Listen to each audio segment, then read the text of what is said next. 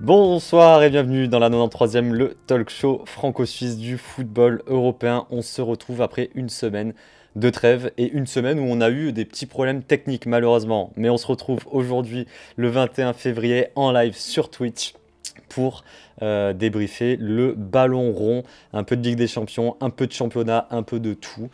Très content de vous retrouver tous sur Twitch et tous sur YouTube, bien entendu en replay, avec l'équipe complète et un invité, comme bien souvent. Messieurs, comment allez-vous ce soir? Mehdi, Ludo, Kevin, vous êtes abonnés maintenant à la 93e. Comment allez-vous? Mehdi, comment ça va? Ciao ragazzi, ça va très très bien. Écoutez, jusqu'ici tout allait bien. C'était un week-end de foot qui avait commencé bien difficilement et qui a l'air de plutôt pas trop mal se terminer. Donc voilà, c'était sympa. En tous les cas, je suis content de vous retrouver après la journée du canard de la semaine dernière. Et donc voilà, ça fait plaisir. Très content de te retrouver, Mehdi. Effectivement, tout se passe bien parce que Cagliari est en train de jouer contre le Napoli. Cagliari mène 1-0. Il reste un peu plus d'un quart d'heure de jeu à jouer. On vous tient au courant de l'évolution du score. Très gros match ce soir aussi entre le TFC et le Havre, bien entendu. Match qu'on suivra en direct pour la Ligue 2. Bah ouais. Il nous faut la Ligue 2 BKT, c'est ça? Je sais pas si ça a changé de nom, mais BKT, c'est BKT toujours, ouais. Mehdi, merci d'être là comme tous les lundis, bien entendu. Ludo, comment vas-tu, Ludo? Salut à tous, ça va bien, ça va. Début de semaine compliqué, week-end mieux. Si je dois parler de ce qui se passe en Bavière, non, ça va, on en parlera tout à l'heure. Je suis attentivement le Cagliari-Naples et je vous tiendrai informé en direct de ce qui se passe. Parfait, le fil rouge de l'émission. Merci. C'est le correspondant du Der Bild. Voilà. Exactement. Je vous l'ai dit, on retrouve aussi Kevin en direct de Zagreb. Kevin, comment vas-tu? Ça va très bien, et toi? Au top, merci encore une fois de participer.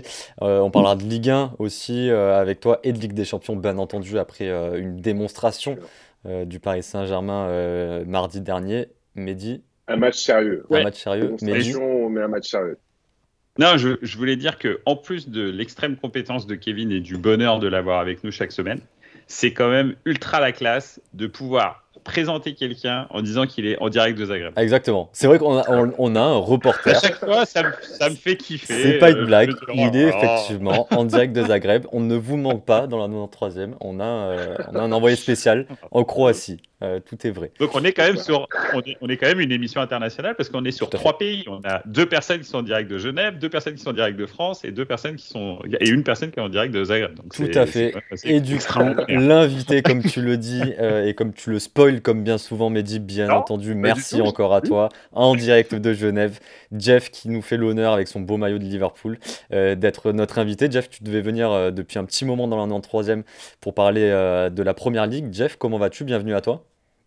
Salut, ça va bien, écoute, ça fait plaisir d'être là et avec moi on va parler Première Ligue. Exactement comme on le voit avec ton maillot. Ça, on est obligé de le spoiler bien entendu, mais ça fait très plaisir que tu sois là. Première Ligue qui est relancée après les résultats du week-end. On parlera aussi un peu de Ligue des Champions avec les clubs anglais de la semaine dernière. Mehdi, on va te laisser quelques minutes avec Jeff en tête-à-tête, car qui dit invité dit question en face à face bien entendu. L'émission durera à peu près 1 heure, on vous prévient. 1 heure, 1 heure et quart. Tout dépend de Mehdi, s'il parle beaucoup ou pas. Oh là là. Mais il y a quasi rien à faire. Il y a eu 2 semaines de Ligue des Champions, 2 semaines de Europa League, 2 semaines de Conference League, 2 semaines de championnat. Ça va aller vite. Petit programme, effectivement. Allez, Mehdi Jefferson, c'est tout de suite dans la 93e. C'est à vous. Jeff, bonjour et bienvenue à la 3e. Ça nous fait très très plaisir de te recevoir. Alors déjà, pour commencer, est-ce que tu peux te présenter peut-être un petit peu pour les gens qui ne te connaissent pas encore? Salut, moi c'est Jeff, j'ai 30 ans, je suis fan de Liverpool, j'habite à Genève, j'ai grandi à Genève, du coup forcément je suis aussi fan du Servette FC, du Genève Servette. pour le hockey aussi. Et l'étoile Carouge, parce que je suis de Carouge de base. Et d'ailleurs, l'étoile Carouge, je sais pas si vous avez, enfin, là, ils se sont fait sortir par Saint-Gall, mais cette année, ils ont fait un très très joli match contre Bâle. Je pense que Ludo, il s'en souvient. Oui, absolument. Enfin, je m'en souviens plus tellement, mais ouais.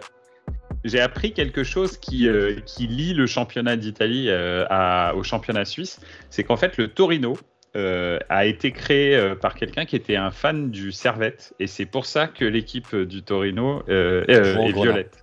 Ouais, jouer en Grenat. Donc voilà. Incroyable. C'était un peu le truc. Merci, Jeff, de t'être présenté. La deuxième chose, c'est donc, tu dis que tu es fan de Liverpool. Est-ce que tu peux nous expliquer pourquoi ou comment est-ce que tu es devenu fan de Liverpool? Comment est-ce que je suis devenu fan de Liverpool? Déjà, ma mère est anglaise, du coup, je suis à moitié anglais, mais elle n'est pas du tout de Liverpool. Elle est de Eastbourne, c'est dans le Sussex. Mais pourquoi je suis fan de Liverpool? Déjà parce que forcément j'avais la culture anglaise avec ma mère, donc la culture footballistique anglaise.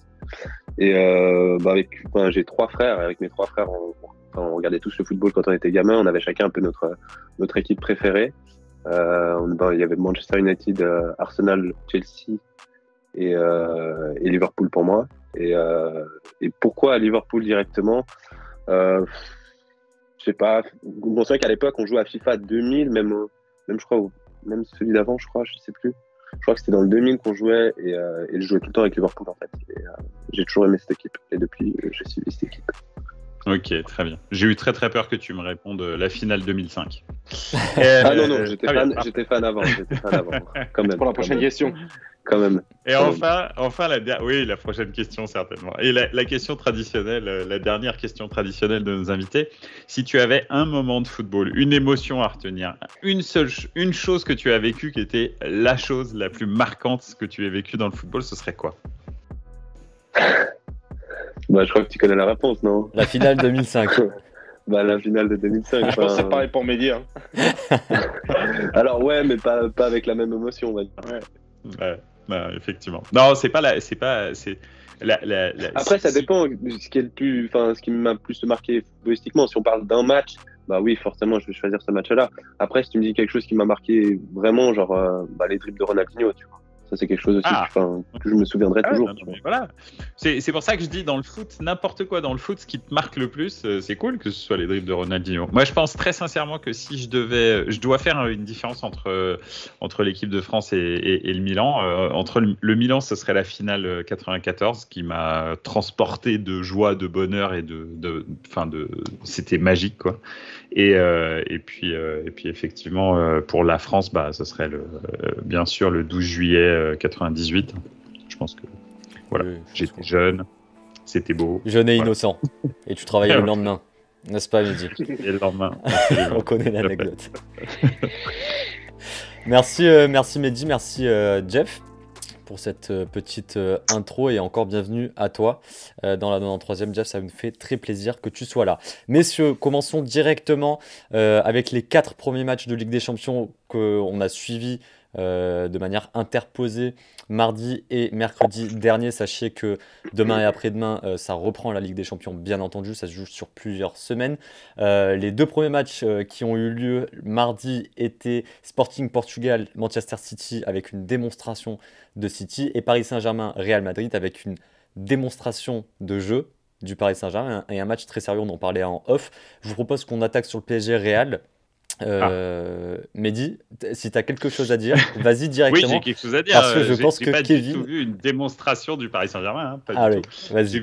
J'ai vu une négation de football du Real, ça oui. En même temps, est-ce qu'ils ont réellement la capacité de faire autrement? Je suis pas sûr. Je te rappelle, un petit peu plus. Et je te coupe, il y a quelques semaines, quand on parlait de ce match, tu disais le match se joue au milieu de terrain. Quant à Kroos, Modric, Casemiro, de toute façon, ça sera injouable pour le Paris Saint-Germain. Aujourd'hui, ils se sont fait manger.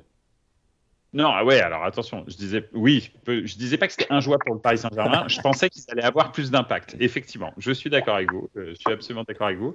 Malheureusement, en fait, on voit, j'ai aussi dit pendant longtemps que le Real était terminé en Europe et qu'il jouait un football de 2010, et je pense que c'est le cas.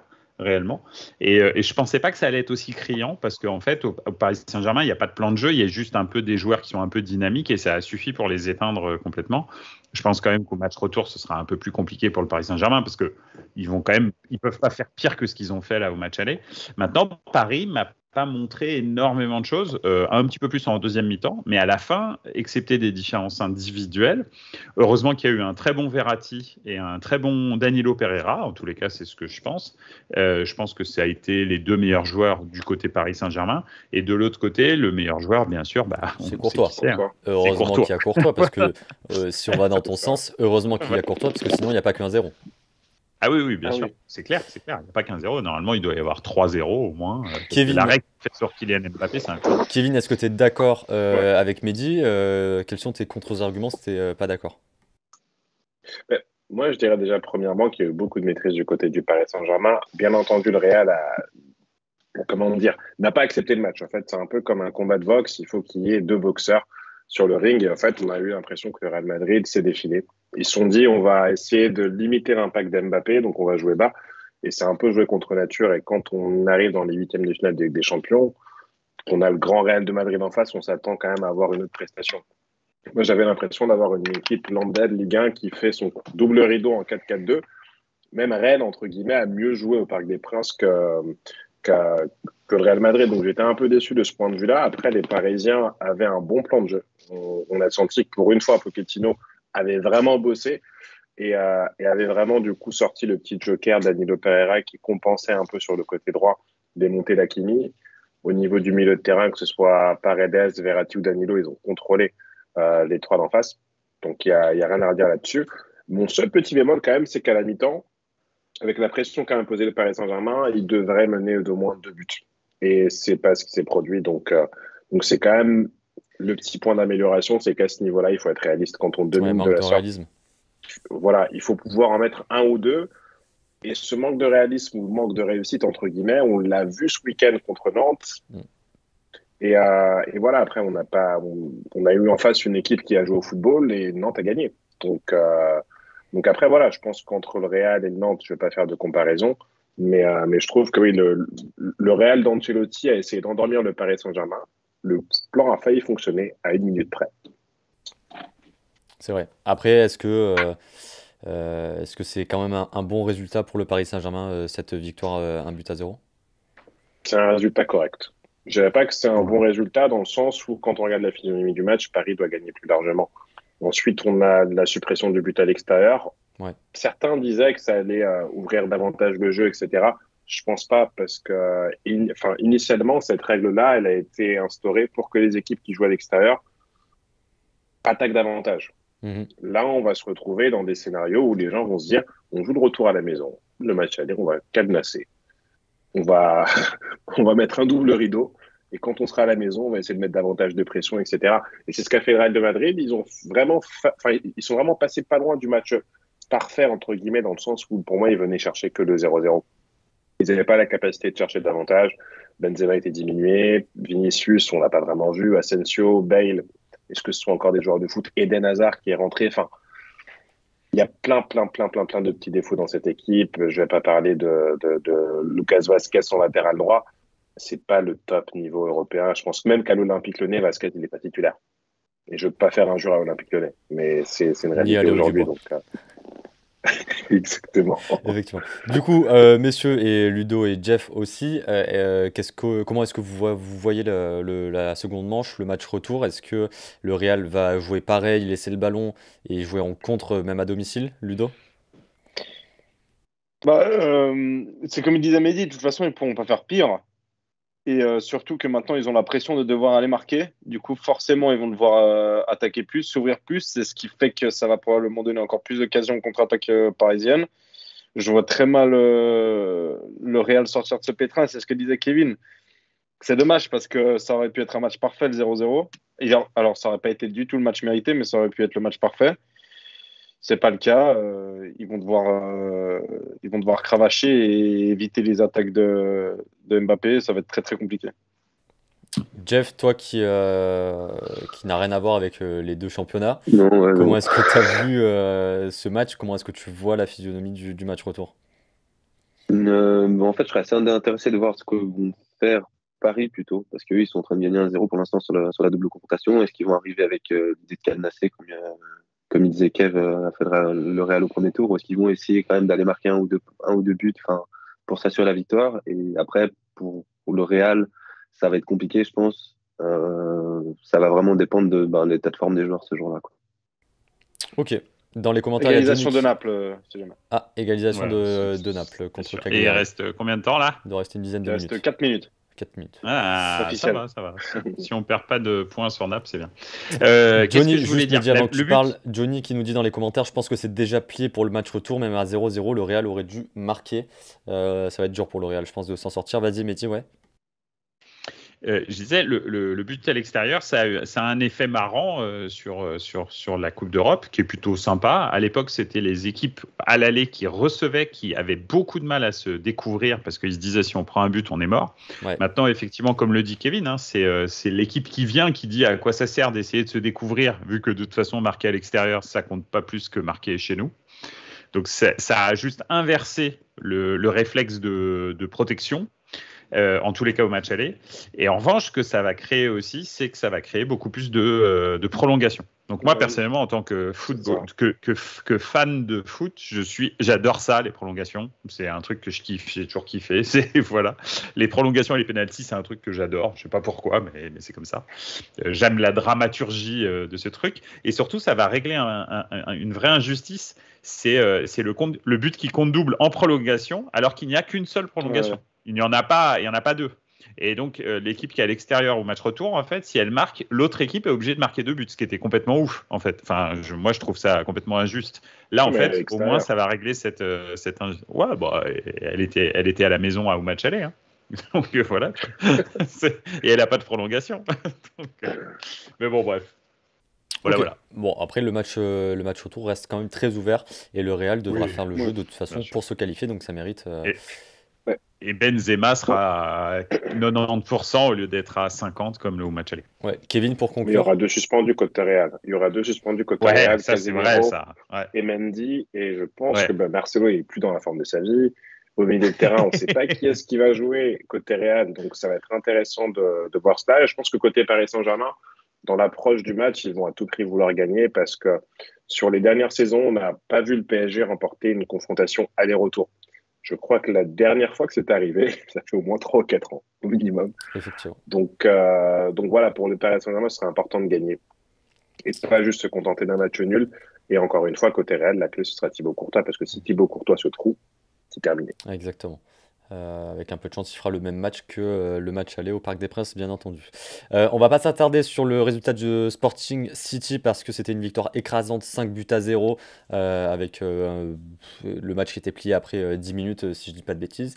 Les deux autres matchs étaient rapidement Salzbourg-Bayern, Salzbourg qui a mené au score pendant Ça, c'était un sacré match. énormément de temps, et Kingsley Coman, notre Kingsley national, a égalisé dans le temps additionnel. Ludo, comment est-ce que tu as vécu ce match? Très mal. Non, très mal parce que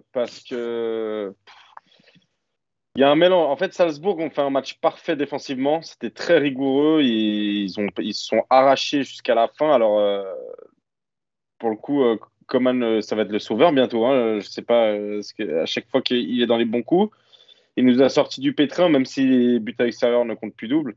Mais alors, la première mi-temps était très compliquée défensivement. Et au milieu de terrain, on en parlait avec Mehdi, depuis le départ de Goretzka, c'est très très compliqué. Là, en plus, ce week-end, on perd Tolisso. Donc là, à côté de Kimmich, je me parle, ça va être Sabitzer. Ça va être Roca. Au Roca. Non. Et défensivement, jouer une défense à 3 et mettre Sulé comme Tourelle au milieu. Tu te prends des ballons dans le dos d'Adeyemi, je peux te dire que c'est très très compliqué de revenir. Et du coup, on s'en est fié à notre attaque qui s'est cassé les dents. Je pense qu'il y a eu une quinzaine de tirs. Casser les dents, si cette défense très, très rigoureuse de Salzbourg. Au final, c'est 1-1 et on verra à la maison si ils arriveront à refaire l'exploit. 22 Bayern tirs, peut remarquer. 22 tirs 22 exactement tirs, là. pour le Bayern, dont 9 cadrés. Ouais, tu vois. Le Bayern peut vraiment remercier les Français parce que à la Pavard 81e aussi. minute, ouais, à la 81e minute, Pavard il fait un sauvetage de l'espace sur sa ligne. Bon, après le joueur il joue mal le coup parce que s'il décale à gauche, c'est terminé, il n'y a plus personne dans les cages, hein. Mais bon, malheureusement, c'est comme ça. S'il avait 50 plus, il aurait marqué. Avec des si on coupe du bois. Donc, Non, c'est vrai. Mais par contre, Ludo, je voulais rebondir sur un truc. Il y a quelques semaines, tu nous disais que Neuer allait se faire opérer, que c'était plutôt bon signe parce qu'avec la gestion des C'est vrai. matchs, ça allait aller. Mais entre la défaite contre Bochum et la contre-performance contre Salzbourg, finalement, moi, je sentais que Salzbourg, ça allait être juste parce que on a tendance à prendre ce match par-dessus la jambe, mais ça reste une équipe qui joue les coups à fond. ouais. Ah oui, absolument. Et surtout, alors déjà, il reviendra plus tard que prévu, visiblement, parce qu'il doit se refaire opérer. Et surtout que on n'a pas l'impression, mais en fait, tu sens vraiment quand il n'est pas là l'importance de Neuer derrière la défense. Et ça fait 2 semaines maintenant qu'on le remarque et que ils sont tirés. Quand tu as Neuer derrière, tu sais que tu peux monter un peu plus haut parce qu'au pire, si le ballon est trop haut, tu sais qu'il y a Neuer qui est libéraux et qui va te faire un truc de fou. Que là, c'est Sans compliqué, ils offense savent pas aucune s'ils pour peuvent Sven sortir. Ulreich, c'est pas, Oui. enfin, c'est pas la même chose quand t'as Neuer dans les buts Ah oui, bah non. ou Sven. Tu rajoutes à ça le fait que Upamecano n'est pas en forme, Davis qui est blessé, Tolisso qui est pas là, Musiala, tout ça. C'est très compliqué en ce moment. Effectivement, mais ça, du coup, ça donnera place à un super match retour aussi pour le Formidable. Bayern à domicile. Formidable. Il est content. Après, c'est ce qu'on avait dit dès le début de saison, hein. On avait dit le Bayern, la seule chose qui va déterminer le niveau de la saison, ça va être Ah, le c'est banc. les blessures. Ah oui. Et là, Exactement. malheureusement, vous êtes en Exactement. plein dedans. Allez, on avance. Dernier match de Ligue des Champions et quel match aussi. On a un Milanais et un gars de Liverpool présent. Vous l'avez vécu. Calmons-nous. C'est Moi, pas je le suis même un Milan, Milanais. C'est ce Donc, que j'ai ça dit. n'a rien à voir. Un voilà. Milanais. Les gens, C'est pas un interiste. J'ai dit un Milanais. non, je sais pas d'où ils viennent. Je sais pas d'où ils viennent. Vous savez, vous jouez. C'est le même stade, hein. Non, on leur a Giuseppe prêté notre stade. ça a rien à voir. Meazza recevait Liverpool, Inter Liverpool. Est-ce que tu es content, Jeff, de cette victoire face au champion italien? Ouais, bah forcément, on n'est jamais mécontent d'une victoire. Après, je trouve que c'est quand même bien payé 2-0. C'est un match très serré. Il y aurait pu y avoir 0-0, il y aurait pu y avoir 1-0 pour l'Inter, 2-0 pour nous. Je trouve ça vraiment bien payé. Après, au vu des occasions, à part la latte de Çalhanoğlu, si tu regardes dans le match, je crois qu'il y a genre 7 ou 8 tirs pour chaque équipe. Et bah, il y en a que 2 qui sont cadrés, c'est les 2 buts en fait. Et C'est vrai, c'est là aucun que tir il y a cadré quand de même un manque l'Inter, de ouais. réalisme des 2 côtés. Après, il y a quand même une bonne partie du match où l'Inter a dominé. Et sur la fin, bah, on marque les buts et on gagne, mais bien payé, je trouve. Moi, je me suis, dis, ouais. je suis assez d'accord avec toi, c'est bien payé. Mais il y a un truc qui était fantastique dans ce match-là, il faut le dire, et je le reconnais aisément à mes cousins Oni de l'Inter. C'est vraiment le match était ultra agréable à regarder. C'était une promotion pour le football en fait. C'est ça qu'on veut voir comme match. Ça n'arrêtait pas, c'était du ping-pong en permanence. C'était un petit peu comme le Salzbourg-Bayern d'ailleurs. Donc c'était vraiment un super match. Et c'est vrai que malheureusement, l'Inter de ces 2-3 dernières saisons en Ligue des Champions ont un vrai problème de réalisme en Ligue des Champions qu'ils n'ont pas forcément en Serie A. Donc voilà. Et puis juste comme ça, un petit clin d'œil, mais on m'a dit, je sais pas, il y a quelqu'un qui me dit, ah salut Mehdi, le VRP de la Serie A. Et je lui dis, mais en fait, je sais pas si tu as remarqué, mais l'Italie, le championnat d'Italie et la Serie A n'a plus besoin de moi pour faire la promotion. En fait, tu as juste à regarder Inter-Liverpool, tu as juste à regarder Naples-Barça cette semaine en Europa League, tu as juste à regarder l'Euro 2021, des trucs comme ça, et tu vois que finalement, le football italien a plus besoin de pub, hein, maintenant. Ça y est. En fait, tu t'amuses toujours devant les matchs italiens, en fait, tout le temps, quasi tout le temps. Je le pense sincèrement, hein. C'est vrai. Belle publicité. Ah bah tiens, c'était Johnny avec qui tu parlais apparemment parce qu'il dit Ah bah c'était voilà, c'était Johnny. Absolument. le match entre Cagliari et Napoli est terminé, un but partout. Donc ce qui arrange l'AC Milan, bien entendu, on va en parler juste après sur la page Serie A. Messieurs, on va avancer et on va rester sur la première ligue du coup parce qu'on a Jeff et on parlait de Liverpool. D'ailleurs, juste petit fun fact, je ne sais pas si vous l'avez vu, Inter-Liverpool, deuxième but de Salah, Virgil van Dijk célèbre le but avec Dumfries.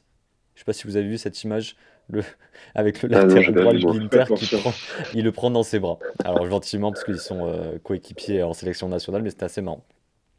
Messieurs, Première Ligue, ce week-end, Première Ligue relancée. On parlait d'un très gros match de City en Ligue des Champions face au Sporting. City qui s'est cassé les dents face à Tottenham et qui a perdu un gros choc, entre guillemets, ce week-end. Mehdi.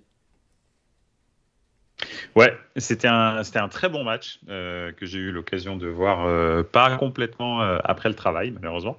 Donc voilà, mais c'était un super match. Et puis il y a eu un joueur en particulier, mais je vais laisser Jeff en parler. Mais il y a un joueur qui a éclaboussé de toute sa classe ce match-là. Et c'est vrai que il a complètement changé le match. Enfin, je sais pas ce que tu en penses, Jeff, mais Ouais, je pense que tu parles d'Harry Kane. absolument. Ouais, Harry Kane met 3 buts, un hors-jeu. Et si on regarde, genre, je crois que là, Son et Kane, ils ont égalisé, si j'ai pas de bêtises, ils ont égalisé le nombre enfin, le record du nombre de buts qu'un duo met, en fait. Genre, Ouais. Son avec, euh, avec Kane. Et si on regarde le but, il est incroyable. Le centre de Son, il le dépose sur Kane qui met juste le pied en opposition et ça part sous la barre, mais il est incroyable ce but. Du coup, grosse contre-performance pour City. Comment est-ce qu'on passe d'un niveau tel pour mettre 5-0 en pleine semaine face au Sporting à une défaite et remettre tout en marche pour le titre enfin, avec tous les adversaires directs selon vous, Kevin? La tempête.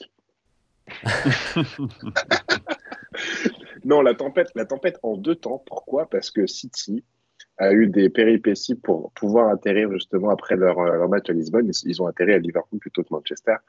Et ensuite, donc, du coup, ce week-end, on sait qu'il y a eu une grosse tempête en Angleterre.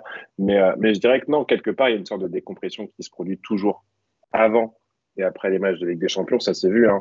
Le On l'a vu à Bayern qui perd Paris. avant son match de Ligue des Champions, Paris qui perd après, Marseille qui perd après un match de Coupe d'Europe aussi.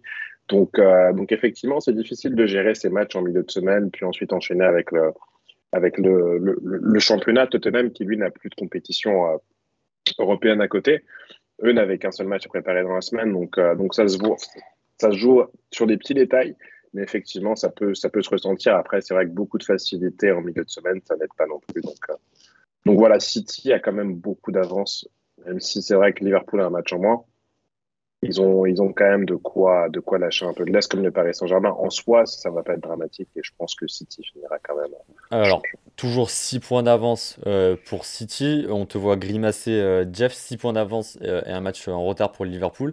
Est-ce que Jeff, après une victoire ce week-end face à la Lanterne Rouge, Norwich 3-1, tu penses que les hommes de Jürgen Klopp peuvent faire une remontada au classement et titiller City jusqu'au bout? Moi, je pense qu'il y a moyen. Déjà, enfin, pour rebondir un peu sur la méforme de City, il faut pas oublier qu'il y a genre 2 ou 3 matchs, ils ont fait match nul contre Southampton, ils ont encore lâché des points. Et après, Liverpool a un match de retard. Si on admet qu'ils le gagnent, ils arrivent à 3 points et il y a encore une confrontation directe entre Liverpool et City. Et je pense que c'est vraiment ce match-là qui va déterminer qui va gagner en fait la première ligue. Est-ce que on a t'as la date en tête de ce choc? Je vais regarder tout de suite sinon, Je vais mais regarder, je effectivement, vais dire ça. s'il y a une confrontation directe, tout dépend où est-ce qu'elle se situe par rapport au championnat. Ça se C'est joue le à 9 avril. City le 9 avril, ouais. 9 avril, Oh. donc ça sera Il y aura peut-être la Coupe d'Europe entre les deux. Ouais, effectivement. celui-là il va valoir son pesant de cacahuètes. Et en Angleterre, Jeff, en Italie par exemple, c'est la différence de but, c'est la différence de but particulière qui compte. Même si tu es à plus 60 buts, si tu as battu l'équipe sur l'ensemble des deux matchs, c'est toi qui gagne le championnat. En Angleterre, c'est quoi la règle, tu sais? Non, je crois que c'est juste la différence. Si je dis pas de bêtises, c'est juste la différence de but, hein. Ok. Celui qui a fait la meilleure différence de but entre les deux. Ok, juste pour revenir là-dessus, alors c'est pas encore pour faire la promotion de la Serie A, mais je trouve que la différence de but particulière, non mais c'est important sur les matchs, retour en fait, ça motive les équipes à marquer plus de buts que l'autre à l'aller en fait. C'est un peu comme un espèce de match de Coupe d'Europe quand les championnats sont très serrés. Alors c'est vrai que quand il y a beaucoup de points d'écart, ça change strictement rien. Mais en revanche, quand c'est très serré, en fait, je l'ai vu l'année dernière, le retour Juve Milan, en fait, ils se sont arrachés pour gagner 3-0 pour être sûr d'être devant la Juve à égalité de points en fait. Et ça s'est joué à un point en fait. Hein. Donc c'était très important de gagner parce qu'à l'aller ils avaient perdu 3-1. Donc non, c'est intéressant, c'est sympa, c'est un bel effet sur le championnat. Vas-y, Kevin. Ouais, un point important, en fait, les quarts de finale de Ligue des Champions auront lieu pour les matchs allés le 5 et le 6 avril, match retour les 12 et le 13. Ah oui, donc ça sera vraiment Donc le match qui va se caler pile le 9. Exactement. Il va falloir soit faire un gros match Si aller. les deux équipes se qualifient. Oui, bien sûr. Ce qui est bien parti pour. Ce qui serait top, c'est qu'en quart, c'est un tirage intégral. Liverpool. Donc ce serait City-Liverpool en quart. Et là, tu as 3 confrontations en une se semaine. 3 fois d'affilée. Et là, ce serait génial. Ce qui est déjà arrivé, je crois, Jeff. Tu sais, le Chelsea-Liverpool en demi-finale, ou en demi-finale? Oui, je crois que c'est en demi-finale. L'année passée ? En 2005. En 2005. Non, en 2005. Je crois que Chelsea-Liverpool, donc c'est le Chelsea de Mourinho. Drogba. Et il se joue en demi-finale au milieu, il se joue en championnat. C'est possible, ouais, c'est possible. Il se joue 3 fois en très très peu de temps. Effectivement. Effectivement. On a retrouvé un Big Four en Angleterre parce que on a City, Liverpool, Chelsea et United qui revient. West Ham lâche un peu de points face à Newcastle. C'est compliqué pour United, mais United qui gagne quand même et qui reste dans les 4 premières places. United qui a gagné 4-2. Pour autant, toujours très compliqué pour Ronaldo à United. Mehdi, je te vois grimacer. Non. Vas-y, Kevin, tu voulais dire quelque chose, non?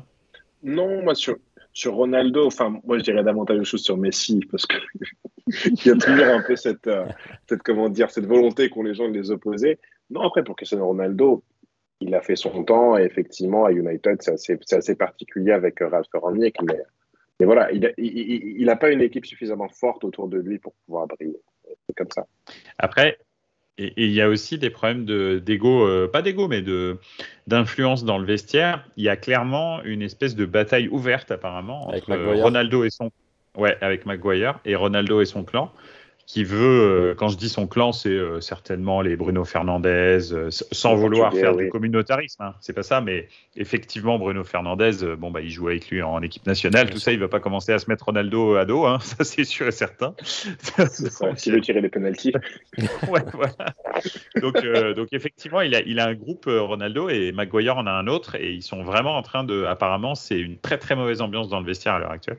Donc il y a Joël dans les commentaires qui était avec nous il y a 2 semaines qui nous dit c'est à cause de l'affaire Greenwood, qui secoue aussi United. Rien ne va, mais en attendant, les résultats sont là pour United. Pour clôturer sur la première ligue, est-ce que vous avez un dernier point que vous aimeriez soulever, Mehdi, Ludo, Kevin ou Jeff? Déjà, je tenais à dire il y a quelques semaines que j'avais prévenu que c'était pas fini le championnat et que Liverpool et Klopp allaient revenir. C'est vrai. Et ensuite, oui, alors United fait partie du top 4, sauf que je crois qu'il y a Arsenal qui ont 2 ou 3 matchs en moins. Arsenal a 3 matchs en moins sur United, effectivement, et Arsenal revient en force. Soit 9 points Arsenal champion. Donc 9 points d'écart, ils peuvent facilement aller chipper la 4e place de United. Après, les matchs en retard, on les connaît. Ouais. Surtout chez déjà, nous. Et puis il n'y a pas qu'Arsenal qui a des matchs en retard. Hein, si vous regardez sur United, je dis sur United. Mais un match de retard sur United. Tout le monde a des matchs en retard. Oui, Chelsea, retard, Arsenal, les Wolves, Tottenham, Brighton. Tout le monde a à peu près des matchs en retard. Et puis t'en as, ils ont 4 matchs en retard. Hein. C'est des fous. Hein. Ouais. C'est n'importe quoi. Donc, mais bon, bref, on verra comment ça va se terminer. Qu'est-ce que je voulais dire? Je voulais dire que Chelsea a encore gagné à l'arrache contre Crystal. Et ça commence à devenir. Alors, Crystal Palace qui fait plutôt une bonne saison. Moi, je trouve que Patrick Vieira, en général, fait plutôt un bon boulot. Je sais pas ce que tu en penses, Jeff, depuis le début de saison. Mais c'est plutôt pas mal pour une équipe comme Crystal Palace. C'est de la trompe de Crystal Palace au final. C'est là, on les attend chaque année et ils sont là. Il fait rien d'exceptionnel, mais il fait rien de mauvais non plus. Non, mais il fait chier les gros. à chaque fois qu'ils rencontrent un gros, ils galèrent, les gros, tout le temps. Alors, ils gagnent. Ouais. Et c'est vrai qu'auparavant, les gros gagnaient toujours contre Crystal Palace Ouais. en général avec une assez grosse marche, quoi. Après, Absolument. ils sont Et là, portés par, Chelsea galère. un sacré joueur qui est leur top player, c'est Wilfried Zaha, qui a d'ailleurs marqué il n'y a pas longtemps un magnifique but, pleine lucarne, frappe enroulée opposée. Donc il y a quand même une belle équipe de Première Ligue qui joue le milieu de tableau et qui embête les gros. Ah bah, il faut savoir que Crystal Palace, c'est le budget de Crystal Palace, c'est beaucoup plus que Lyon, hein, par exemple. Si jamais vous vous demandez, hein, faut pas. Donc voilà, quoi. On en est là. Effectivement. Ah oui. Messieurs, on va avancer avec cette page Première Ligue qui était complète, mais on a réussi à tout traiter. Comme quoi, quand Mehdi ne parle pas trop, on y arrive. Oh là. Et on va parler, parce que j'ai pas envie de te laisser la parole tout de suite, on va parler Ligue 1, Ligue des talents. Quelle journée catastrophique pour tous les gros. Non, c'est même pas vrai. Le grand gagnant de ce week-end, l'OGC Nice, qui se rapproche de la seconde place et qui se rapproche de l'Olympique de Marseille à un petit point. Le Paris Saint-Germain, futur grand vainqueur bien entendu de la Ligue 1, s'est cassé les dents face au FC Nantes. L'Olympique de Marseille s'est cassé les dents à domicile face au Clermont Foot 63. Et quel match et quelle ambiance Dire qu'ils hier. se sont fait botter. Ah, c'était. Heureusement, j'ai passé un deal avec ma copine. C'était soit Karabakh, soit Clermont. Je suis allé à Karabakh, j'ai vu une victoire. Je suis pas allé au stade hier. Heureusement. Merci Ouais. Marion. Mais parlons un peu de Paris, de Marseille et ensuite de l'OGC Nice. Paris qui, effectivement, après les matchs de Ligue des Champions, n'y arrive pas. Et on l'a vu ce week-end, Kevin. C'est toujours un peu compliqué pour Paris avant et après les matchs de Coupe d'Europe, parce que je crois que contre Rennes, c'était pareil autour d'un match de Coupe d'Europe, leur seule défaite avant celle de cette semaine. Et contre Rennes, justement, on a gagné un peu à l'arrache grâce à un but d'Mbappé dans les arrêts de jeu. Cette fois-ci, contre Nantes, on a eu un match ouvert. Honnêtement, j'étais assez surpris. On s'attendait à avoir un double rideau pareil du AC Nantes, cher à Comboiré. Mais on a eu les Nantais qui ont joué les coups à fond, avec les Nantais qui ouvrent le score assez rapidement. Je crois que c'est Colomoni qui marque le premier but. Exact. Ensuite, la réussite sur le deuxième.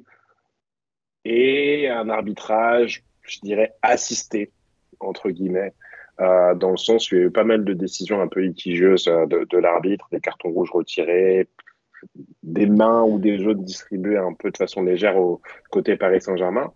Et Verratti qui va comparaître devant la commission de discipline. Suite à... Puisqu'il a à ses propos à la fin du match, puisqu'il a critiqué ouvertement l'arbitrage. À mon sens, il n'a pas tort, dans le sens où Monsieur Le Sage, en fait, avait déjà un litige avec Mbappé. Lors d'un match à domicile, Mbappé s'est plaint de l'arbitrage en disant « Vous arbitrez toujours comme ça ici ». Et je pense que Monsieur Le Sage l'avait un peu en travers de la gorge, donc il a décidé de saquer les Parisiens, un peu comme un prof qui a un petit élève dans le viseur. Donc, hormis cela, les Nantais ont fait un très beau match. Ça, il ne faudra pas leur retirer. Et je pense que s'attarder de l'arbitrage, c'est ne pas faire honneur à la prestation des Nantais, parce qu'il ne faut pas oublier que Nantes, l'an dernier, se battait jusqu'à la dernière journée pour le maintien. Exact. Et aujourd'hui, ils sont quasiment assurés de rester en Ligue 1 et plus. Donc, ils ont fait vraiment un super match, un match complet. Et bien évidemment que Pablo aurait mérité d'avoir au moins un carton jaune. Bien évidemment que son compère en défense centrale aurait mérité de prendre un rouge. Ouais. Et après, voilà, côté Paris Saint-Germain, beaucoup de manque offensivement. Il y a 3-4 occasions clés. Après, à noter, effectivement, il y a beaucoup d'attaques parisiennes. À noter, vous avez eu Courtois en milieu de semaine qui était incroyable. Alban Lafont aussi a fait un match dans les buts du FC Nantes qui a épuré les attaquants parisiens. Je suis très content de son match. Je l'avais dans mon équipe MPG ce week-end et je suis en phase d'assurer la montée. Mais effectivement, oui, Lafont fait le match de sa vie. Et c'était prévisible. Mais c'est prévisible, effectivement, comme Neymar en face. Ouais, c'est ça. Comme, alors, je ne peux pas dire les petits clubs, mais les équipes qui ont moins d'importance au championnat lorsqu'ils reçoivent les gros ou qu'ils se déplacent chez des gros. Et on l'a vu tout à fait le match Clermont-Marseille. que les Clermontois qui se déplacent au Vélodrome, ils font le match de leur vie, le gardien fait le match de sa vie aussi, donc forcément, t'as une envie qui est décuplée. C'est ça, mais je trouve Mais que c'est c'était vrai. un super match même pour le PSG, hein. Mais parce que dans le sens où ils vont pouvoir vraiment travailler là-dessus, Ouais, tout à fait. parce qu'avoir une équipe qui leur envoie des coups comme ça ou qui parfois profite des espaces pour partir en contre, il y a pas mal d'approximations défensives et il y a matière en fait à travailler parce que je pense que le championnat sert aussi à ça. Je sais pas ce que tu voulais dire, Mehdi, je t'en Vas-y, prie. Mehdi, ouais. Je voulais dire alors c'est pas vraiment en lien, mais je voulais dire qu'il faut jamais rater une très bonne occasion d'être classe dans la vie. Et en l'occurrence, c'est pas parce que tu reconnais à la fin du match, bah voilà, on a fait un mauvais match, on aurait dû marquer les buts, surtout en début de match. En début de match, en fait, Paris aurait pu plier le match définitivement, en fait. Et ils l'ont Ça. pas fait. Et après, Nantes a très bien joué. Honnêtement, moi, ce qu'a dit Verratti, déjà d'une, c'était très mal formulé, mais bon, on va considérer que c'est pas sa langue natale, donc c'est pas grave, on peut se tromper. Hein. C'est comme le Da puta madre de Adil Rami, hein, je suppose. Mais c'est vrai que je sais pas si vous vous souvenez, hein, c'était dans une interview quand il était au FC Séville, lui, il pensait que c'était une ponctuation, c'était comme un putain en France, mais c'était pas pareil. Bon, bref. Donc, je trouve que c'est très mal formulé. Ah bah c'est Adil Rami, hein, il est magique. Et donc c'est très mal formulé ce qu'a dit Verratti parce que c'est agressif. Et derrière en fait tout le monde qui se plaint de ça, honnêtement, fermez vos gueules. Vous n'avez pas mis les buts quand vous avez dû les mettre. Et en fait, si l'arbitre a une prise sur le match, c'est parce que vous lui avez laissé la possibilité d'avoir une prise sur le match. S'il y a 2-0 au bout de 20 minutes, c'est terminé en fait. L'arbitre, il peut faire ce qu'il veut. De toute façon, tu as gagné le match. Donc, et c'est ça le truc. Et ça, en fait, c'est ce qui manque encore, moi, je trouve, au Paris Saint-Germain. Le Paris Saint-Germain, sur plein de points, est devenu un grand club. Il y a encore quelques petites choses sur lesquelles il doit progresser. Bon, clairement, je veux dire, je te vois faire les gros yeux, Ludo, mais le Paris Saint-Germain occupe toutes les discussions football d'Europe. Et ça, c'est la preuve que c'est devenu un grand club. T'as beau dire tout ce que tu veux, moi, c'est pas quelque chose qui me ravit. Je dis juste que malheureusement, c'est comme ça, le Paris Saint-Germain est rentré dans le Gotha européen. À chaque fois que tu te dis qui est favori pour la Ligue des Champions, tu es obligé de citer le Paris Saint-Germain. Tu es obligé. Donc peut-être qu'ils ne la gagnent pas pour l'instant, mais tu es obligé de les mettre dans les favoris. Donc c'est devenu un grand club à certains points. En revanche, dans la classe de l'institution, que par exemple, certainement, un Inter ou un Milan n'aurait strictement rien fait. N'aurait jamais fait. Je parle juste d'effectivement de l'Italie parce que c'est ce que je connais le mieux. On s'est fait enfler cette année, mais enfler de chez enfler. Personne n'a rien dit. Pioli a dit de toute façon, l'arbitre n'a rien à voir là-dedans. En revanche, derrière, Maldini est allé mettre la pression à la FICG pour leur dire c'est inadmissible ce qui s'est passé. Si ça se reproduit, on ne va pas en rester là. Mais ça c'est autre chose. Mettre la pression Il y a quand même eu le à l'arrière, match de c'est Coupe autre d'Europe. chose.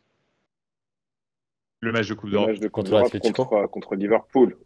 C'est Non, pas- Atletico, alors, pardon, Atletico. Oui, il n'y a Justement, il y a eu personne des qui s'est contestations. plaint au Milan. À la fin, en fait, effectivement, ils ont en coulisses toujours, hein, parce qu'à à la fin du match, en fait, ils ont pas crié au scandale, ils n'ont pas dit que l'arbitre était acheté. Moi, je l'ai dit, mais moi, je suis pas l'institution Milan. mais eux, ils ont strictement rien dit. En revanche, ils ont mis la pression sur l'UEFA et effectivement, Monsieur Sakir n'arbitre plus en Europe. Voilà. Mais ça, c'est autre chose, tu vois. C'est complètement légitime. Allez, si on va, Leonardo, on met va la avancer. pression. Moi, ça, je trouve qu'ils ont manqué de classe. Voilà. On va Après, chacun fait ce avancer. qu'il veut. Non, mais je te rejoins.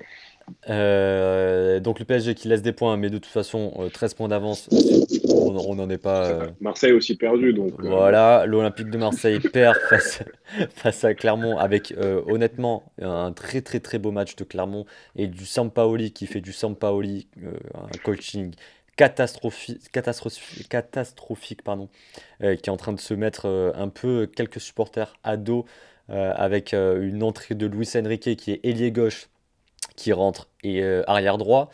Gerson, milieu de terrain, qui finit le match en tant que latéral gauche. Et le deuxième but de Clermont arrive sur un corner et c'est Gerson qui est au marquage. Enfin bref, très très peu d'occasions. Un match catastrophique pour les Marseillais. Vite oublié. Marseille qui se déplace à Karabakh, pardon, en Azerbaïdjan avec un vol de 7 heures.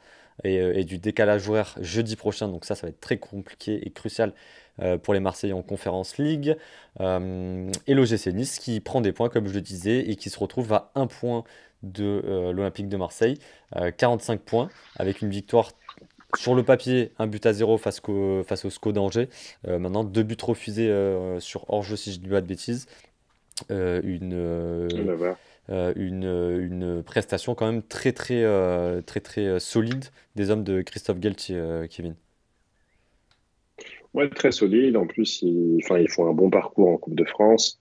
Je pense que leur victoire contre Marseille en Coupe leur a aussi fait du bien parce qu'ils étaient un peu moins bien ces derniers temps en championnat. Et leur objectif, je pense, ça va être d'accrocher au moins le top 4 en Ligue 1 et potentiellement aller chercher la Coupe de France parce que ça fait un moment qu'ils l'attendent. Déjà, atteindre la finale, ce serait une première victoire pour eux. Et puis pour un club comme Nice, glaner un titre, c'est toujours ça de prix parce qu'on sait que le Paris Saint-Germain laisse des miettes en France, un peu plus ces dernières années, puisque Lille a pu être champion l'année dernière, et puis on a eu la Coupe de France également pour le Stade Rennais. Donc Nice qui fait une très bonne saison.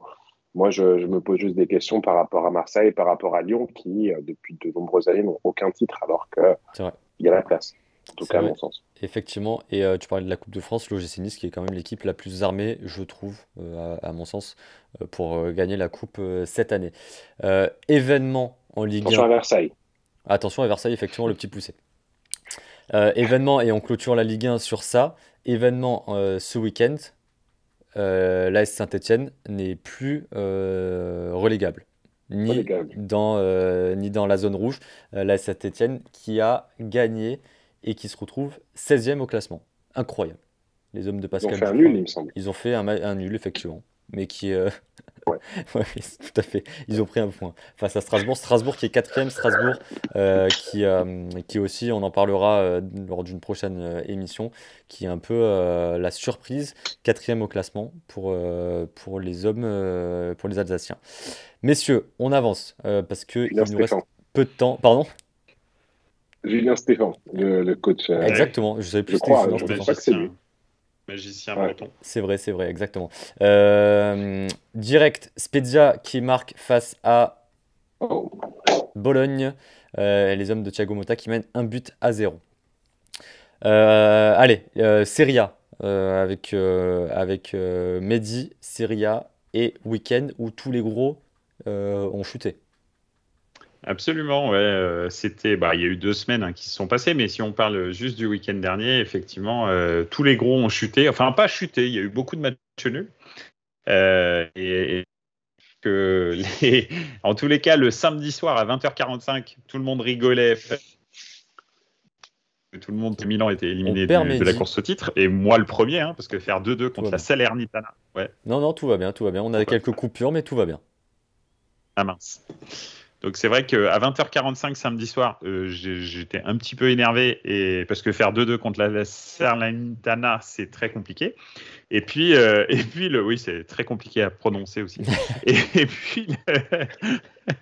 et puis le lendemain, en fin de journée, en fait, j'avoue que je fanfaronnais plutôt parce que tout le monde avait soit perdu, soit pris un seul point. Donc Juve, Atalanta qui perd, l'Inter qui perd contre Sassuolo, mais là à San Siro 2-0, avec un match au passage pour les aficionados de Marseille et de la Ligue 1 stratosphérique de Maxime Lopez, qui a été élu homme du match, qui fait une super saison d'ailleurs, certainement sa meilleure depuis qu'il est arrivé à Sassuolo. Meilleure de sa vie. Oui, probablement, oui, c'est vrai, t'as raison. Mais en tous les cas, une très bonne saison. Et donc voilà, donc le championnat est un petit peu relancé parce que Milan a repris 1 point sur l'Inter. Alors l'Inter a toujours un match en retard, mais un match en retard, c'est un match en retard. Et donc Milan est devant avec 2 points d'avance sur l'Inter et je crois, il me semble, 2 points d'avance sur le Napoli. Donc voilà, donc c'est cool, ça va être un super championnat. En revanche, c'était vraiment, effectivement, peut-être que c'est l'effet Coupe d'Europe, alors à part pour Milan, mais pour Naples, pour l'Inter, pour la Juve aussi. Alors la Juve va pas jouer en Coupe d'Europe cette semaine, donc ce sera la semaine prochaine. Mais bon, peut-être que c'est l'effet Coupe d'Europe de mardi là, ou de mercredi. Donc, en tous les cas, effectivement, tout le monde a perdu des points et c'est plutôt pas mal pour le suspense en Serie A. Donc voilà. Qui c'est qui restait? C'était Naples aujourd'hui. Naples qui a aussi fait un partout contre Cagliari, qui eux sont pas 20e mais 19e, il me semble. donc en gros, le 2e et le 3e ont fait match nul contre le 19e et le 20e. C'est marrant. Enfin, moi, ça me fait marrer. C'est Donc assez surprenant. non, je sais pas ce qui s'est passé. C'était une journée qui était un peu, ils ont appelé ça en italien. Je me souviens plus comment est-ce qu'ils ont dit ça, mais c'était Crazy Calcio quoi. Le titre de la Gazzetta aujourd'hui, c'était Crazy Calcio. Voilà. Ce qui est assez incroyable, c'est qu'on disait que Salernitana c'était des points faciles et que honnêtement, l'équipe elle est catastrophique. Alors. Oui et non. Tu sais que j'ai envie de titiller là. J'ai envie de titiller. Ouais, je suis obligé de faire une petite précision. La Salernitana a été rachetée. Vous savez elle était, enfin vous savez peut-être pas, mais je vais vous le dire. Elle était la propriété de Lotito, le président de la Lazio. Et donc, il avait une dérogation pour que les 6 premiers mois du championnat, il ait le droit d'être propriétaire de 2 équipes. Ce qui était déjà un petit peu bizarre. Et ils lui ont dit, tu as jusqu'au, je crois que c'était 31 janvier, pour vendre le club, sinon le club est directement relégué en 2e division et ne termine pas le championnat. Il a réussi à trouver des acheteurs qui ont acheté la Salernitana courant du mois de janvier. Et en l'occurrence, ils ont investi pas mal d'argent dans des recrutements et l'équipe qu'on joue à l'heure actuelle n'est plus du tout l'équipe des 6 premiers mois. Il y a eu 3 ou 4 très très bons renforts et ils sont allés chercher des Brésiliens au Corinthians, etc. Des gars qui sont vraiment bons. Je les ai vus là. J'ai fait ah ouais mais merde, putain c'est plus du tout la même équipe. Et maintenant ils ont une équipe qui est franchement respectable et c'est d'ailleurs pour ça. Et d'ailleurs tout le monde avait dit avant le match contre Milan, ils avaient dit attention la Salernitana de maintenant c'est plus du tout la Salernitana parce que nous on n'est pas les premiers à les jouer depuis qu'ils se sont renforcés et tout le monde a constaté que c'était plus du tout la même équipe. Donc voilà. Après, il y a Franck Ribéry pour une petite. C'est pour Ludo, ça. Franck Ribéry qui s'est blessé malheureusement pas mal, on dirait gravement hier. Alors, je tiens juste à. Alors, effectivement, Joël qui nous dit la Salernitana qui menait 2-0. Franck Ribéry, capitaine. 38 ans, faut le dire. Fazio, qui est passé par Tottenham, qui est une charrette, et la Roma. 34 ans, et la Roma. On a des joueurs qui sont inconnus au bataillon. Tu nous disais, il y a quelques semaines, quand même, que c'était, entre guillemets, une équipe de série B. Oui, absolument. Ah, mais attention, ils vont pas s'en sortir parce qu'ils ont trop de retard. C'est pas ça. C'est juste que effectivement, ils ont été grandement renforcés en hiver et que c'est plus la même équipe aussi simple à affronter que celle qu'on a rencontrée dans la phase aller. Très bien. C'est tout. C'est pas forcément beaucoup. Ça n'a pas terminé européen, on en est loin, mais c'est beaucoup plus chiant à jouer. C'est plus digne d'une équipe de milieu de tableau maintenant. Milieu, 12e, 13e place, que de 20e du championnat. Quoi. Ok. Et effectivement, la Salernitana qui menait 2-1, parce que c'est l'AC Milan qui a ouvert le score par Messias à la 5e minute. Kevin. Absolument. Est-ce qu'on peut parler du match de Mike Maignan, Mehdi? Alors, Mike Maignan a été le héros fantastique contre la Samp la semaine dernière, parce qu'il a fait la première passe décisive d'un goal au Milan depuis Dida en 2005, je crois. Donc, c'était une passe, je ne sais pas si vous l'avez vu, mais elle était magnifique. C'était dans le jeu. Bam, il fait une ouverture de 81 pour Léao. Léao fait un truc comme d'hab, du Léao, un truc vraiment extraordinaire. Et là, en revanche, il s'est troué, mais quelque chose de spectaculaire. Alors, tout le monde l'excuse parce que pour tout le monde en Italie, c'est le meilleur gardien de Serie A. Il va être élu certainement meilleur gardien de Serie A. Et c'est le premier match dans lequel il se trouve depuis le début de saison. Donc, pour l'instant, tout le monde dit, ça a été un jour sans. Il a fait une sortie, c'était catastrophique sur le but. Bref. Ouais, non, c'était pas son jour. Ça arrive. C'est comme ça. Ça change pas que ce sera, je pense, le meilleur gardien de Serie A à la fin de la saison. Et effectivement, et une très très bonne recrue pour l'AC Milan, du coup. Ah ouais. Ah bah oui, grave.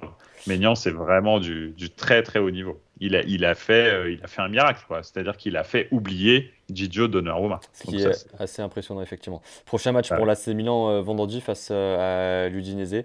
Et le week-end prochain, gros match et gros choc entre la Lazio et le Napoli, dimanche 20h45.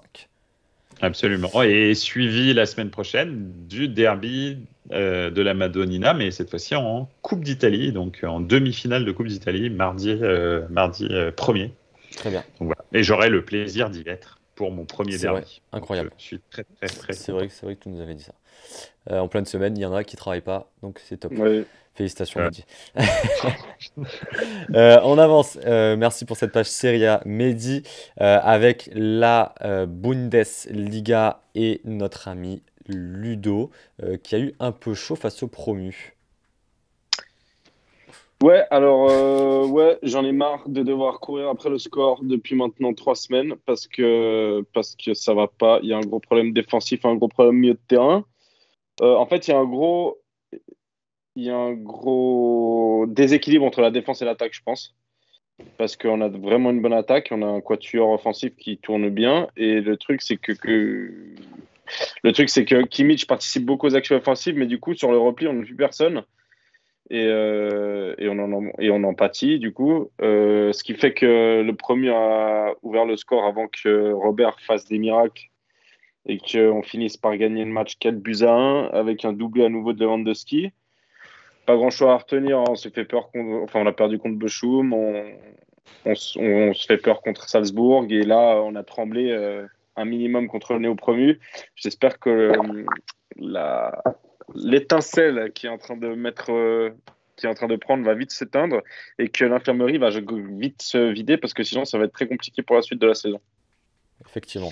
Il y avait la journée qu'il fallait pas rater, c'était le dimanche parce que très prolifique.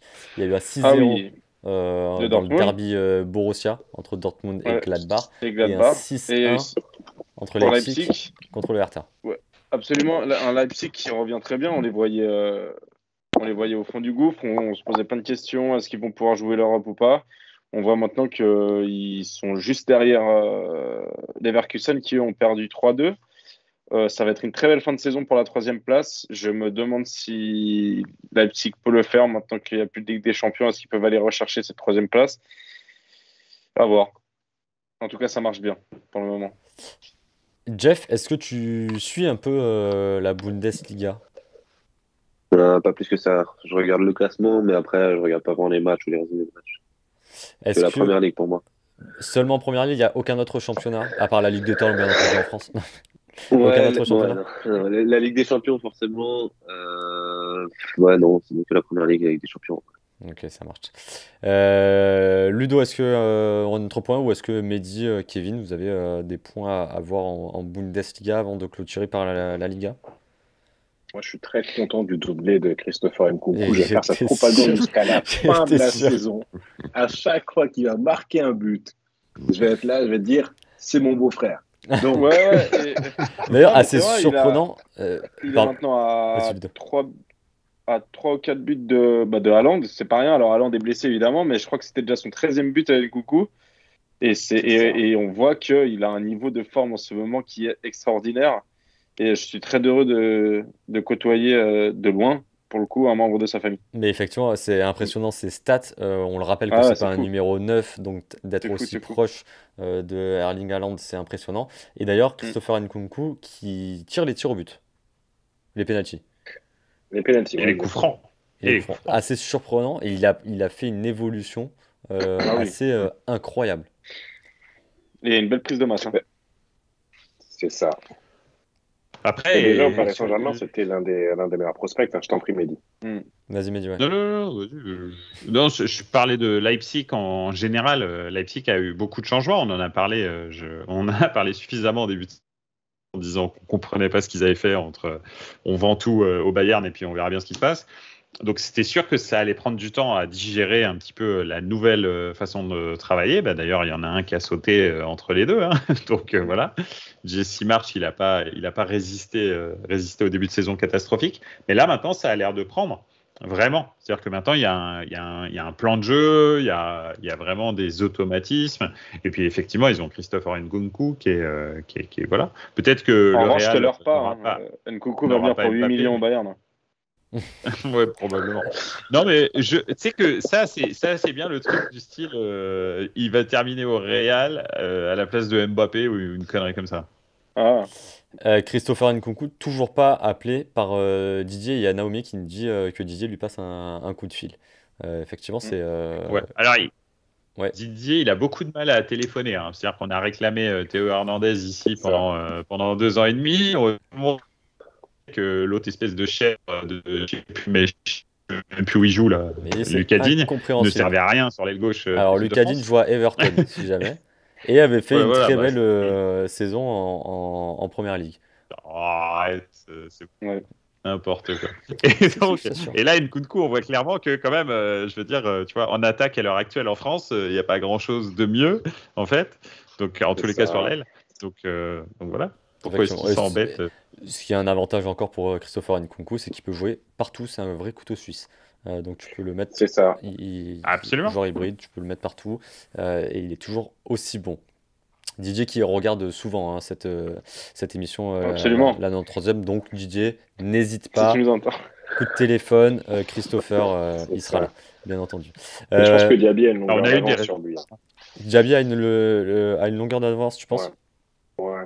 À mon sens, parce que Deschamps a toujours cette logique de groupe, entre guillemets, et c'est vrai que le profil de Diaby est assez proche d'Nkunku, dans le sens où c'est un ailier explosif qui peut jouer un peu partout sur le front de l'attaque, et qui surtout ne se plaindrait pas d'être remplaçant, parce que au final, son style, du moins sur la partie offensive, il l'a déjà. Ouais.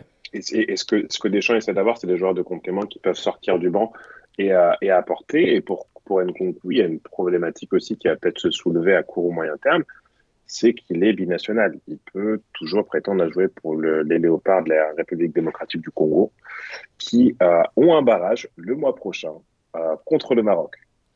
Et sur un match aller-retour, si le Congo se qualifie, il ne faudrait pas écarter l'idée qu'il soit approché de façon plus insistante par la FECOFA. Ok. Mais on est d'accord, sans manquer de respect à la RDC, que Nkunku a un niveau footballistique pour normalement jouer dans une équipe qui peut jouer la Coupe du Monde ou l'Euro. C'est pas manquer de respect à la RDC, c'est juste que... Hein? Mais y a pas moi, je l'attends au mois de juin à Zagreb. Je vais réserver déjà l'hôtel et tout. On va manger au restaurant. Normalement, il sera plus en équipe de France. Mais après, voilà, je réserve toujours une place en RDC si on se qualifie avec tout le monde. Et comme ça, on ira tous au Qatar. Hein. Mais effectivement, tu parlais de Moussa Diaby, je te coupe, Mehdi. Ludo, on l'avait vu face au Bayern quand Leverkusen s'était déplacé. Moussa Diaby était, en tout cas en live, assez impressionnant. Sur l'aile face au Bayern. Donc ça peut effectivement, comme tu dis, faire pencher la balance si on cherche un joueur de côté. Mehdi, je t'ai coupé. Non, mais imagine sur le banc de l'équipe de France, cet hiver, donc l'hiver prochain, avoir Diaby, Nkunku et Dembélé. Bon, je pense que, tu vois, c'est-à-dire qu'à la 60e, on te fait rentrer les trois. C'est compliqué. Effectivement, c'est compliqué d'avoir mieux. Que ça c'est complexe. Effectivement. Allez, on va avancer. Pour l'équipe adverse, c'est chaud. On va avancer. Lenny, qui était présent il y a 2 semaines avec nous, où on a eu un petit problème technique, mais le live du coup, le replay est disponible sur YouTube et présent dans les commentaires. Gros big up à l'équipe. Merci à toi d'être passé. Lenny, ça nous fait super plaisir. On finit avec la Liga. On finit souvent par la Liga, messieurs. Le petit générique Made in Mehdi, avec une belle victoire quand même du Barça qui commence petit à petit à être plus ou moins intéressant. Mehdi, je te vois acquiescer. Pour une fois, je te vois acquiescer, je suis content. Ouais, non, et très clairement, j'ai une idée sur ce qui se passe au Barça, personnellement, c'est Pedri. J'ai vraiment l'impression, je sais pas ce que vous avez, si vous regardez les matchs du Barça, je les regarde, et c'est vrai que Pedri, là, il est revenu après sa très longue blessure à un niveau qui est celui qu'il a eu quand il a joué 125 matchs dans la même saison, là, où il a fait les JO, l'Euro, etc. Et il a vraiment un niveau stratosphérique. Honnêtement, hein, ce petit-là, il m'impressionne. C'est vraiment, je pense, le seul joueur du Barça qui m'impressionne, mais c'est vraiment un joueur qui m'impressionne. Il sent le football. J'aime pas beaucoup le Barça, voire même, je les aime pas du tout. Mais je savais reconnaître le talent inégalé et quasi inégalable de Iniesta et Xavi. Et Pedri, est-ce qu'il arrivera à ce niveau-là? Je ne sais pas, mais il est sur ces pas-là, en fait. Donc voilà, alors sachant que Pedri n'a pas été formé au Barça, hein, il a été recruté. Donc c'est juste pour que les gens qui pensent que c'est la Masia qui a fabriqué ça, c'est pas vrai. Hein. Donc voilà, mais c'est juste, Pedri est vraiment un super joueur. Vraiment un super joueur. Et lui, là, il met en fait de l'huile dans les rouages. Alors en plus, il a un entraîneur qui a une certaine vision du jeu qui correspond à son jeu, donc ça match très très bien. Toujours un match en retard pour le Barça qui compte 24 matchs joués, 42 points, qui peut se rapprocher de la 3e place et du Betis qui est 3e au classement. Assez surprenant, le Barça qu'on enterrait il y a quelques mois, il y a eu quand même un bon recrutement fait cet hiver. Kevin, Ludo? C'est clair. Ils n'avaient pas le choix. Parce que leur équipe n'était pas équilibrée. Et puis confier l'attaque à Memphis Depay, c'est comment dire, c'est un peu compliqué quand on s'appelle le Barça.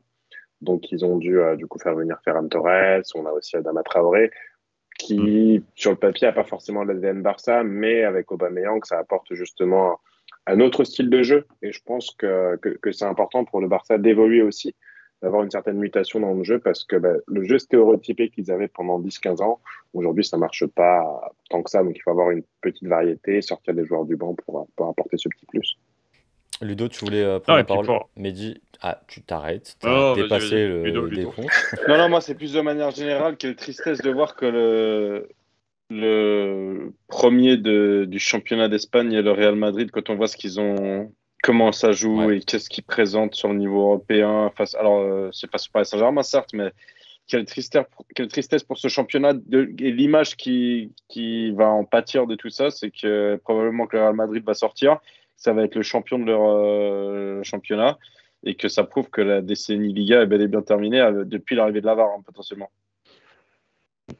C'est vrai que j'ai vu une stat la semaine dernière. Il y a eu 5 rencontres entre les clubs français et les clubs espagnols cette année, et il y a eu 0 défaite pour les clubs français. Donc je sais pas depuis combien d'années c'est pas arrivé, mais je peux te dire que ça fait très très longtemps et que c'est révélateur très clairement de ce qui se passe. Et puis avec le départ de Ronaldo et Messi, là vraiment ça vend plus, quoi. C'est terminé. Il n'y a plus d'attraction. Et le Covid, en fait, a mis le dernier clou dans le cercueil de la Liga. Hein. Très honnêtement, hein, le Covid, ça a accéléré le vieillissement, on va dire, de la Liga. Mais c'est quand même assez comique de voir qu'un club qui a 1,5 milliard de dettes recrute Ferran Torres, Adama Traoré, Aubameyang, qui c'est qu'ils ont pris encore. Bref, c'est quand même un mercato qui est quand même assez compliqué. Donc, je ne sais pas comment fonctionne la DNCG en Espagne.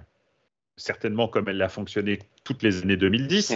Donc, mais en tous les cas, elle a un fonctionnement vraiment particulier et qui, moi, personnellement, en tant que supporter de football et amoureux du beau jeu, etc., vous savez très bien, moi la Super League, ça ne m'intéresse pas. Et c'est vrai que... non, bien sûr, j'adorais la Super League. Mais c'est vrai que je m'interroge sur est-ce qu'on respecte vraiment le football en ce moment? Je ne sais pas. Au Barça. Après le recrutement qu'ils ont fait, il était quand même assez intelligent et ils n'ont pas payé tant que ça pour les joueurs. C'est plus les 160 millions sur Coutinho, c'était 160 millions sur Coutinho. C'est plus des trucs comme ça. Ferran Torres, c'était genre 35 millions si je dis pas de bêtises. Aubameyang, il a juste signé parce qu'il a... Ouais, 55.